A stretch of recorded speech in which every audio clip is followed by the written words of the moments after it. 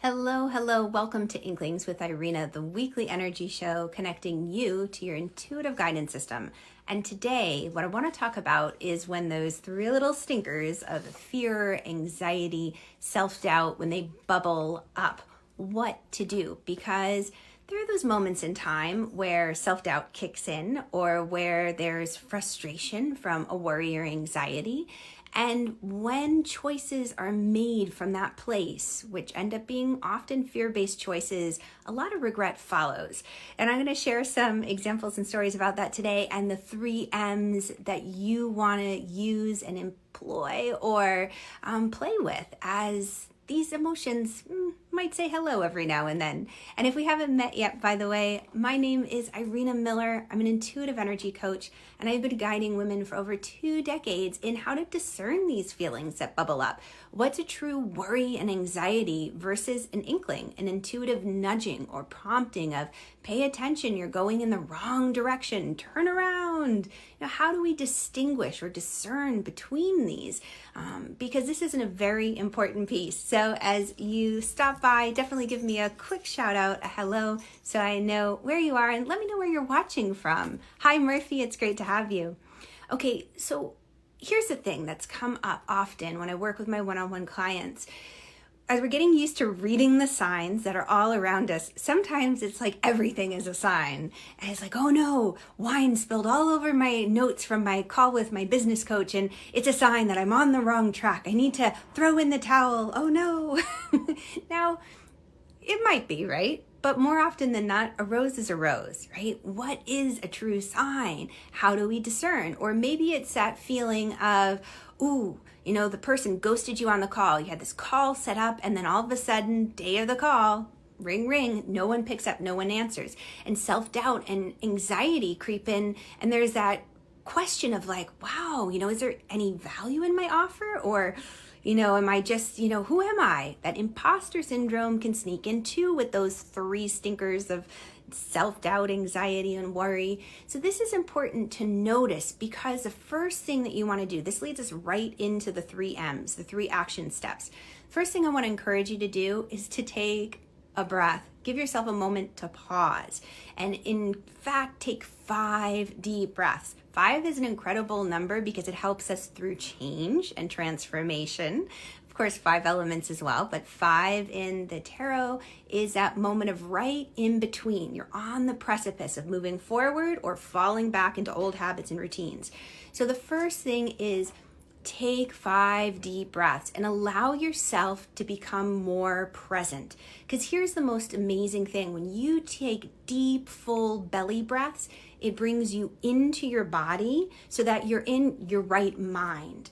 Otherwise, when the anxiety and fear kick in, what happens is your energy pulls up. You might even notice when people get really anxious, their voice gets higher. The lower the voice, right? There's often that feeling of calmness, security, because the energy is rooted. It's grounding. So to help you with grounding quickly in the moment, you can use hand gestures, mudras. Now, mudras are wonderful because they can be very inconspicuous.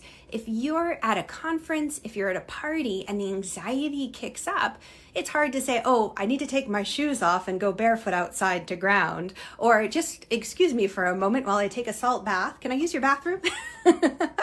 Now, there are many different ways to ground. They're all wonderful, but knowing which technique to use in which moment is invaluable. Because you might say, oh my God, I can't ground at the party because I can't take an Epsom salt bath, or I forgot my crystal, I don't have my hematite. Well, there are hand gestures that you can do, mudras that help. It's nice and easy. The other thing to be aware of is that once you're grounded and present in your body, you're better able to move into the space of meditation. So that's the second M. Now, why would we want to do that? Well, here's a key piece of it. It's remembering who you are. So often, I kid you not, we end up picking up other people's fears, anxiety, self-doubt, and worry. Just like cold germs, these energetic germs are catching. They are highly catching. Just think about a moment in time where maybe you were around somebody who was really angry, like traffic, rush hour traffic coming home. It is hard not to pick up that frustration and anger and walk through the door smiling. It takes a great, strong person. My husband's actually very good at that. I am not. I'm working on that. I catch the energy germs easily. So that's why I use these techniques on a daily basis. So I know they work. So meditation is simply bringing yourself into the moment so your mind has one thing to focus on, not a million, and recognizing that certain thoughts, emotions, vibrations, fears, anxieties don't belong to you. And if you're curious about how to do that, I do have a meditation you can download. Just click on the link and that'll bring you right to the meditation. And then the final M that I want to share with you to help you shift, because here's the thing, once energy is in existence, it is always going to exist. So the anxiety, the worry, the fear, if that's rattling around in you, let's say you released what didn't belong to you. You were talking on the phone with your girlfriend and you realized, oh, that's not my fear. That was her worry. That's her anxiety. I'm going to release that fear and anxiety, and I am going to just, realize that a small portion belonged to me. Well, what do you do with that small portion? It's still rattling around. You can't think it away. You can't talk your way out of it. You need to shift the root of it at the energetic vibration. You need to transmute it, change it into something else. And one of the best ways to do that I've found in my years and years of energy play and work is mantra. And this is an important distinguishing point, the difference between a mantra and an affirmation. Affirmations are very popular. I always think of Stuart Smalley, like, gosh darn it, I'm good enough. I'm strong enough and people like me, right? Sometimes we laugh at that.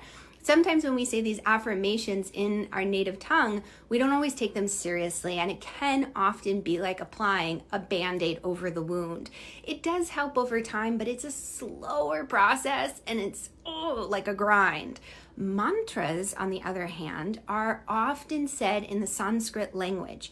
And Sanskrit is a language based on vibration and sound. So when you say the words in that language, it's like going to the acupuncturist and getting that energy release, or doing a whole yoga class without actually having to twist up like a pretzel. The mantra is fantastic. So there are many mantras out there that help with a variety of things: fear, anxiety. And the mantras can be helpful. So when fear, doubt, anxiety pops up, the first thing I want to invite you to do is to breathe and come into the present moment. You can use a mudra to help you with that. The second thing, once you are fully present, ask yourself how much of that junk in your space, that energy, that thought, that emotion belongs to someone else. You don't even have to know who it is. And you can use the meditation in the link above to help you with that. And then finally, you have to shift the energy that's still left that does belong to you, because the best way to move the energy is to shift it and change it. Use a mantra to help with that.